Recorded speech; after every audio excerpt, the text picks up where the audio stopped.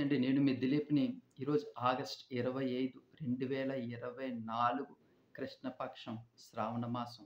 అలాగే మనకి తిథి చూసుకున్నట్లయితే సప్తమి. తెల్లవారితే 3:41 వరకు అంటే సోమవారం ఉదయం 3:41 వరకు కూడా మనకి సప్తమనేది ఉంది. అలాగే నక్షత్రం చూసుకున్నట్లయితే భరణి సాయంత్రం 4:48 వరకు ఈ ఆదివారం మనకి ఉంది. అలాగే వర్జ్యం చూసుకున్నట్లయితే తెల్లవారితే 4:20 నుండి తెల్లవారితే 5:52 వరకు కూడా మనకి వర్జ్యం అనేది ఉంది. అలాగే దుర్ముహూర్తం చూసుకున్నట్లయితే సాయంత్రం 4:51 నుంచి సాయంత్రం 5:41 వరకు కూడా దుర్ముహూర్తం అనేది ఉంది. రాహుకాలం చూసుకున్నట్లయితే సాయంత్రం 4:58 నుండి సాయంత్రం 6:31 వరకు కూడా మనకి రాహుకాలం ఉంది.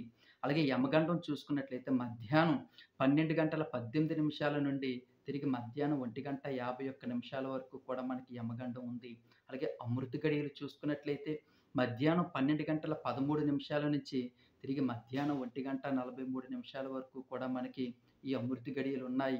అలాగే అభిజిత్ ముహూర్తం చూసుకున్నట్లయితే 11:53 నుంచి ఉదయం తిరిగి మధ్యాహ్నం 12:42 వరకు కూడా మనకి ఈ అభిజిత్ ముహూర్తం అనేది ఉంది. అలాగే భవిష్యని ద్వారా మనకి ఈరోజు ఆదివారం ఎలా ఉండబోతుంది అనేది మనం చాలా చక్కగా తెలుసుకుందాం. పనులు కొంచెం మందకోడిగా సాగినప్పటికీ కూడా ఆ పనులన్నీ వాయిదా వేస్తాము. అలాగే ఆకస్మిక ప్రయాణాలనేవి కొంచెం జరిగే అవకాశాలు ఎక్కువగా ఉన్నాయి. ముఖ్యమైన పనులన్నీ కూడా వాయిదా వేస్తాం. ఈరోజు ఆదివారం, రేపు సోమవారం చేసుకుందాంలే అని. అలాగే ఆరోగ్య సమస్యలు కొంచెం చికాకు పరిస్థితి ఈరోజైతే కొంచెం మనశ్శాంతంగా ఆదివారం ఇంట్లో ఉందాం అనుకుంటాం. కానీ కొంచెం ఆరోగ్య సమస్యలనేవి మనకి కొంచెం చికాకు కలిగించే అవకాశాలు ఎక్కువగా ఉన్నాయి. అలాగే ఆధ్యాత్మికమైనటువంటి కార్యక్రమాల్లో కొంచెం పాల్గొనే అవకాశం ఉంది.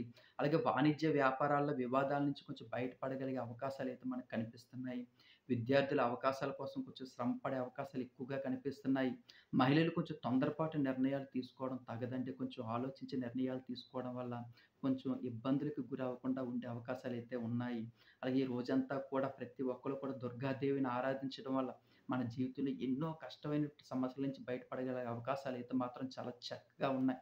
అలాగే ఇప్పటిదాకా నా ఛానెల్‌ని చూస్తున్న వాళ్ళు ఎవరైనా సరే నా ఛానెల్ ఇంకా సబ్స్క్రైబ్ చేసుకోకపోతే ప్లీజ్ నా ఛానెల్‌ని సబ్స్క్రైబ్ చేయండి. అలాగే లైక్ చేయండి. తప్పకుండా కామెంట్ సెక్షన్‌లో శ్రీరామ అని రాయడం మర్చిపోకండి. ఉంటానండి. నేను మీ దిలీప్.